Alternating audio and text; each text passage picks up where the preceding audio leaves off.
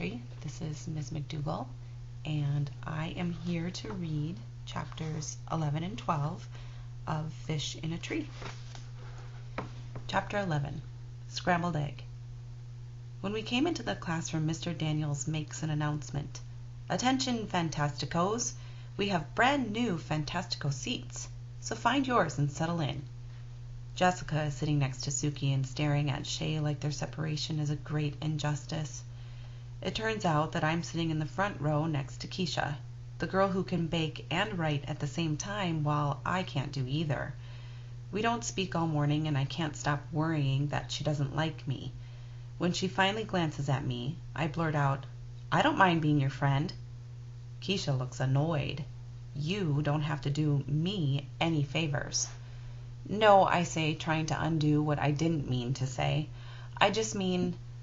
And then I stop because I don't know what I meant. And I'm nervous and embarrassed, and that is never good when I'm trying to say something. Every word is another shovelful of dirt from the hole I've dug for myself. So I figure my best bet is to shut my mouth. But the silence gets too long and too loud, so I try to think of something to say. I always knew what to say to my grandpa, and he always knew what to say to me. I wish he were here to whisper in my ear. And then I think of Alice, and how she argued with Humpty Dumpty about using the right words. I turn to Keisha and blurt out, "Do you like eggs?" "Eggs?" she asks. Oh no, she thinks I'm a barrel full of crazy, but I keep going because sometimes my tongue goes on without my say-so. Yeah, I love eggs. Scrambled eggs, fried eggs, poached on toast, and boiled eggs. I love peeling the shell off of a boiled egg. Don't you? I even like egg salad, which my brother won't eat, even if someone holds him down. Her eyebrows scrunch up, reminding me of angry caterpillars. That's incredibly interesting. Then she searches inside her desk for something. I know this move. It's a polite way of ignoring me. People do it a lot. Finally, I just put my head down. Grandpa used to say that Alice in Wonderland falling down the rabbit hole was just like real life. I didn't used to understand what he meant, but I do now. There can't be any place on planet scarier than a school cafeteria. I hold my tray so tight my fingers hurt. I hear, "Hey, Allie!" It's Shay. She is standing with Jessica and a few others. "Yeah?" I ask. "Do you want to sit with us for lunch?" Of course I don't want to sit with them, but I am getting tired of sitting alone and having everyone else see me sit alone. Besides that, Shay, Jessica, and some other girls all have those woven friendship bracelets, and I have never had the kinds of friends who have matching bracelets, but I've always wanted them. It's like the bracelet tells the world that the person wearing it has someone who cares about them, not like a family member that has to care, but someone who just likes you.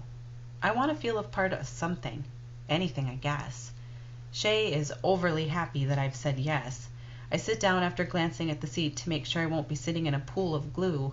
Shay motions to me to sit next to her. She and Jessica smile that smile that on the outside seems fine, but your gut tells you to be careful of.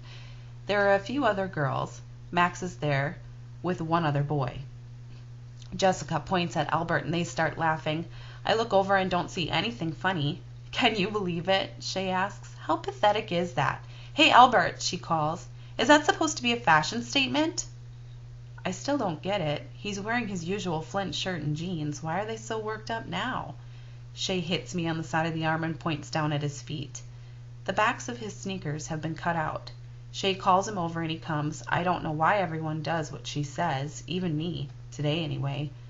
"What's the matter?" she asks him. "Don't you have any money for shoes?" "Quite the contrary," Albert begins. "But given the choice of buying new sneakers that I will outgrow in 3 months, or a chemistry set that I can use for an undefined amount of time, this seemed the clear choice. They're in fine shape, except for being just a bit short." "Did you hear that?" Shay asks. "He chopped the back of his shoes off, like slippers." Jessica adds, "Next he'll be wearing a robe." Shay turns to her. "I think robes would be cool. We should wear them tomorrow." "Yeah, that would be cool," Jessica says. Shay laughs, but I don't think Jessica knows Shay isn't laughing because of the robes. I think Shay said something dumb to see if Jessica would go along. Sometimes I think Jessica would follow Shay out of an airplane without a parachute. Then Shay turns to me. "Well, Allie," she asks, "what do you think of wearing robes tomorrow?" I'd like to tell her it's dumb, but I say, not my thing. Is that so? Well, what do you think of Albert and his slippers? I feel like I'm in one of those old detective movies that Grandpa loved, in a cramped, small room under a bright light, being asked a question I don't want to answer. The thought to stick up for him goes through my head, but that doesn't seem like the right answer for Shay. They're pretty dopey, I say. What a weirdo, huh? I've made Shay happy. I feel terrible. And I know that I'm going to feel even worse when the shade comes down over Albert's face, when he looks sad. But that never comes. He just stands there, eating Doritos and studying us like we're lab mice.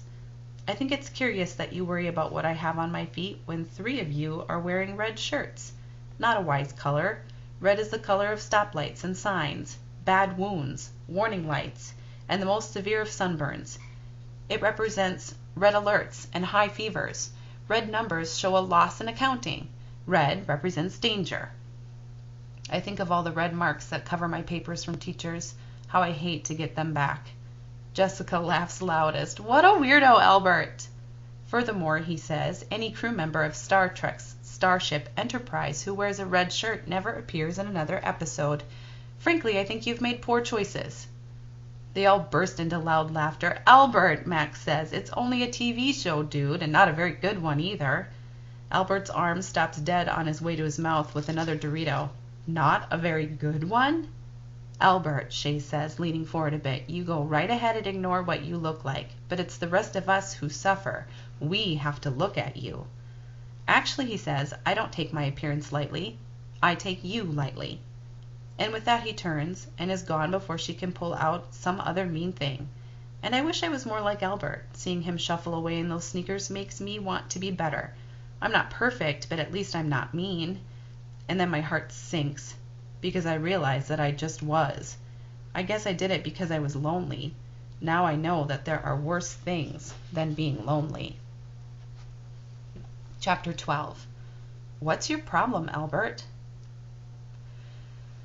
Light from the hallway pours into my room as my mom opens the door. Hey, honey. Hey. I came in to check on you. You seemed very quiet at dinner tonight. Something going on? Mean kids at school. Oh, Allie Bug, I'm sorry you had to put up with that. What happened? Well, the kids who were mean? Yeah? I was one of them. Oh, she says with a sigh. I'm surprised by that, Allie. Tell me what happened. Those girls that came into Peterson's that time, well, they asked me to have lunch with them. I sat at their table, but then they started being mean to this kid named Albert about his clothes.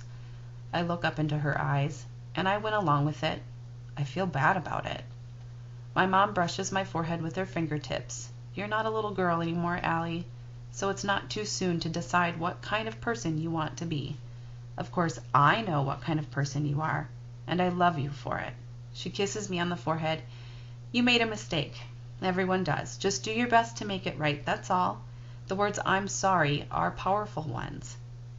Yeah, okay, I'll make it right with him.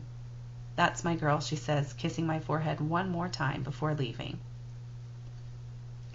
The next morning at school, I am wondering how I can make things right with Albert. I'm drawing a pigeon weeding in my pigeon wedding in my sketchbook. I didn't know that Keisha is standing behind me. You drew that? I move my arm to cover it. Why would you cover it? If I could draw like that, I'd put a commercial on TV about it. Thanks, I mumble. I don't know why I'm embarrassed, but I am. Keisha sits in her chair as I stare at her head full of thin braids, thinking it must take 3 days to do all that. It's so beautiful. I just love it. Not like my boring hair that just hangs there. I reach out to touch her hair. She turns toward me all of a sudden. What are you doing? Oh, sorry, there was a mosquito. Sometimes I can't believe the things I do. It's like my arm has its own brain. Uh-huh, Keisha says.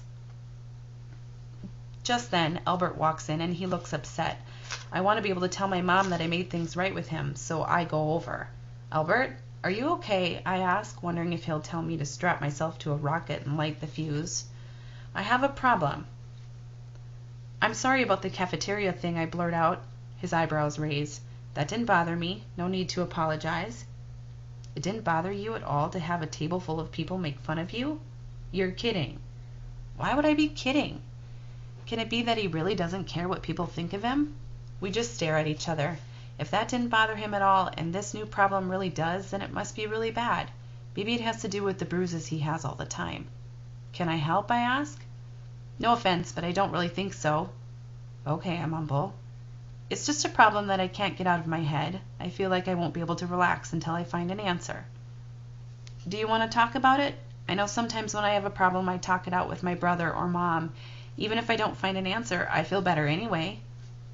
Well, I wait. I've just been wondering, if an insect is flying inside a moving train car, is it traveling faster than the train itself? And if the insect flies in the opposite direction that the train is moving in, is it then traveling more slowly than the train? Obviously, if the fly is on the wall, it is moving at the same speed, as long as it isn't walking. But the movement within movement is a puzzle to me. Oh. He turns to me, a little intense. You can see the problem here. He doesn't ask. He tells. I know he doesn't really think I can help. Who knows if I could possibly figure out the science part of what he's talking about. But my mind shows me that insect in the train car. It's a dragonfly with brilliant greenish-blue wings and tiny goggles over its eyes. The car is old with dark wood walls and dark green curtains, like from Grandpa's westerns. And the people have old-fashioned clothes. I see them like they're with me now.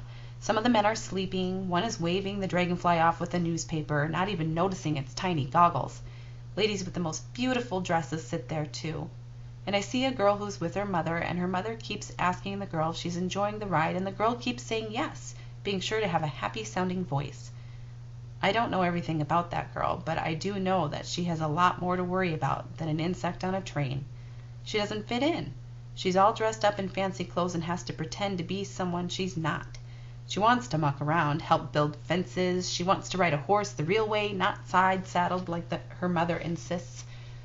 When I come back from my mind movie, Albert has already walked away. But I don't care. I can't help thinking about the girl on the train and how she feels. Like she wants to do so much, but she's held back. And it makes her feel heavy and angry. Like she's dragging a concrete block around all of the time. I'd like to help her break free from that.